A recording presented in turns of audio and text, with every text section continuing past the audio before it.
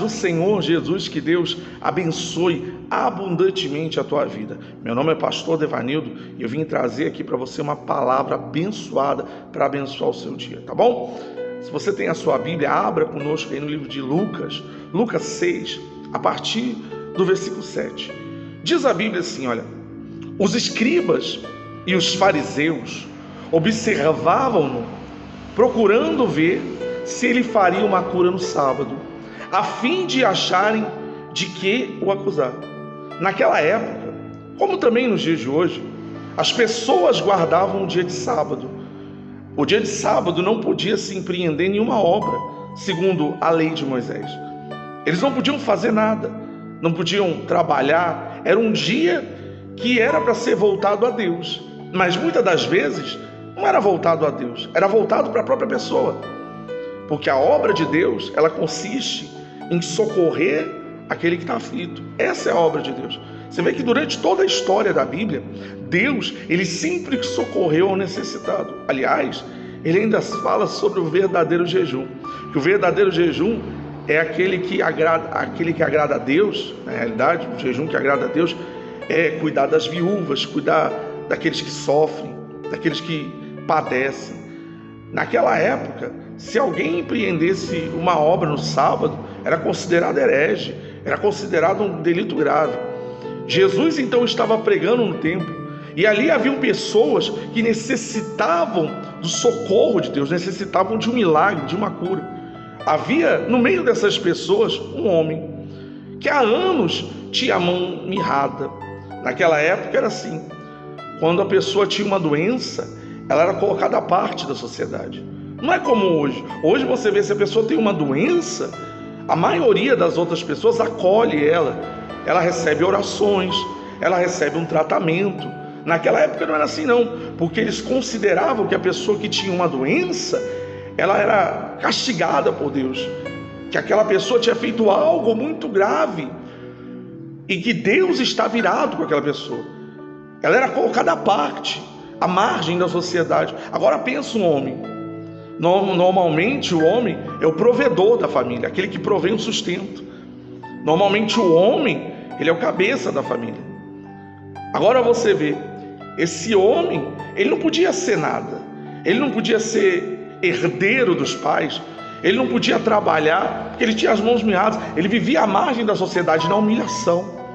Ele vivia como também Bartimeu.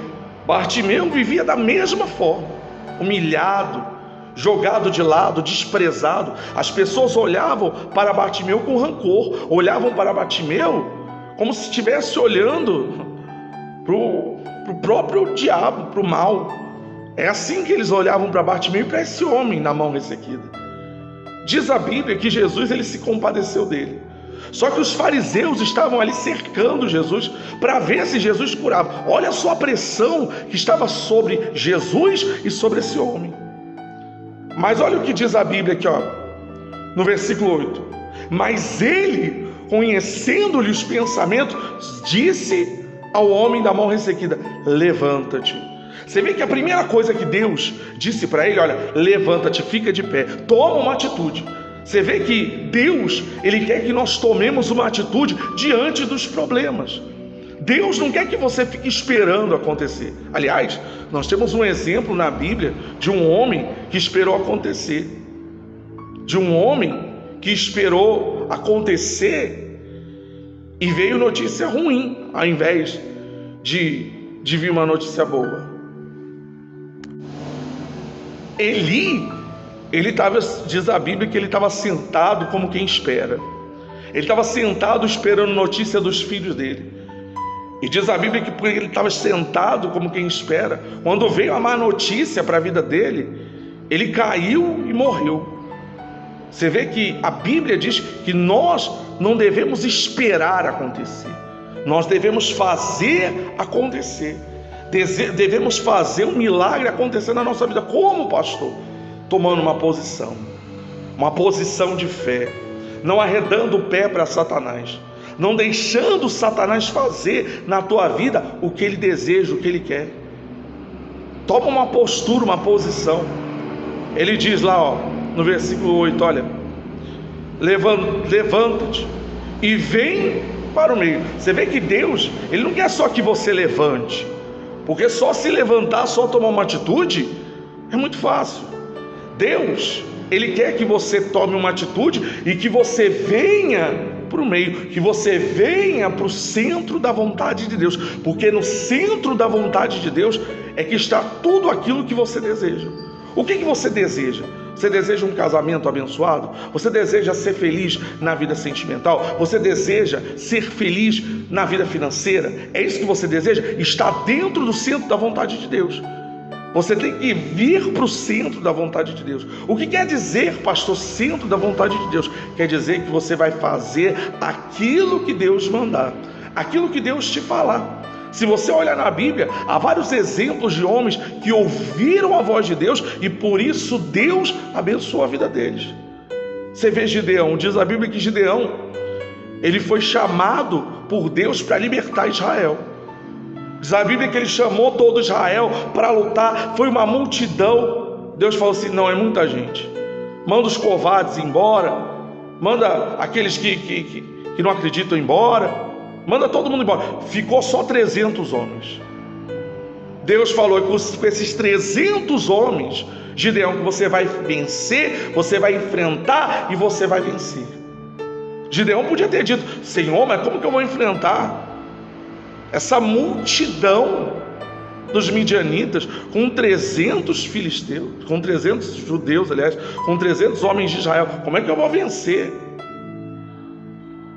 Gideão obedeceu, pelo que Deus deu a maior vitória para a vida dele. Obedeça também, venha para o centro da vontade de Deus, mas não basta só vir para o centro. Ele diz assim, ó: mas ele, conhecendo-lhes o pensamento, disse ao homem da mão ressequida: levanta-te e vem para o meio. E ele, levantando-se, permaneceu de pé. Você vê que muita gente até mesmo se levanta, toma uma atitude. Muitas das vezes ela vem até para o centro da vontade de Deus, mas muitas das vezes ela não permanece de pé, ela não permanece confiante. Muitas das vezes ela vacila naquilo que ela tem buscado. Muitas das vezes ela coloca no coração que não vai dar certo, que não vai ter jeito, e ela para no meio do caminho. É como uma história que as pessoas contam aí, que um homem, ele queria mudar de vida nos Estados Unidos na época da febre do petróleo, e então ele vendeu tudo que ele tinha. Ele pegou o acerto da empresa, ele pegou todos os bens, pegou dinheiro emprestado e foi e comprou uma fazenda. E ele começou a procurar óleo nessa fazenda, procurou daqui, procurou dali, começou a cavar e não encontrou.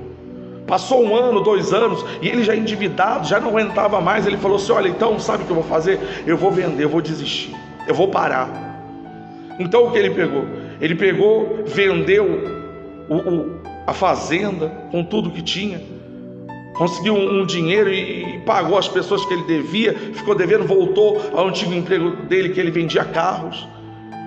E então, um belo dia, ele está lá decepcionado com a vida, assistiram uma reportagem, dali a pouco surge lá, foi achada a maior jazida de petróleo dos Estados Unidos.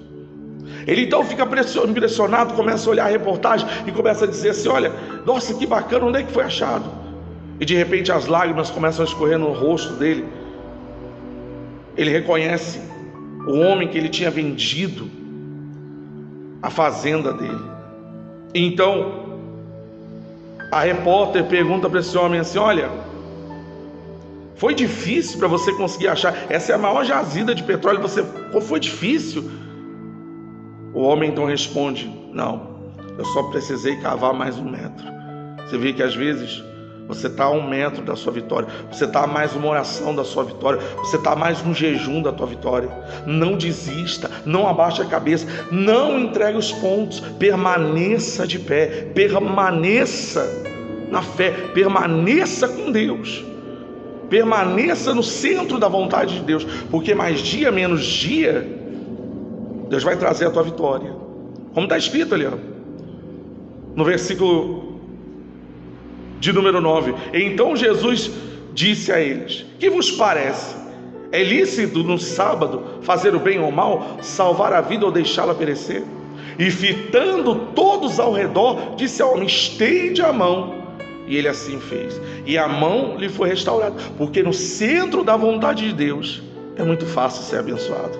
No centro da vontade de Deus está tudo o que você mais deseja. O que você mais deseja para a tua vida? No centro da vontade de Deus. Você vê que esse homem só teve que estender a mão para receber a vitória dele. E é assim também na tua vida. Quando você estiver no centro da vontade de Deus, com fé, confiante, sem vacilar, sem olhar para trás.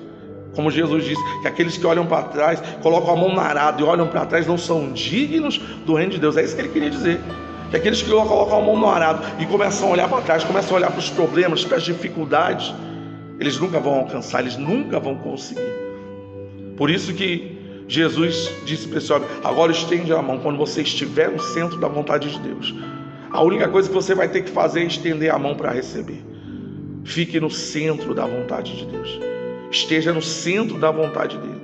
Porque se você estiver no centro, ele vai mudar a sua vida, ele vai te abençoar, tá bom? Que Deus abençoe o seu dia aí, Deus abençoe a tua família. Se você gosta desse tipo de conteúdo, se você quer ouvir uma palavra todos os dias para abençoar a tua vida, orações, se inscreva aqui no nosso canal, deixe o seu gostei aí. Se você precisa de uma oração, deixe o seu comentário aí também, que todos os dias nós vamos orar para abençoar a tua vida, tá bom? Deus abençoe você, a tua família, fique com Deus, em nome de Jesus.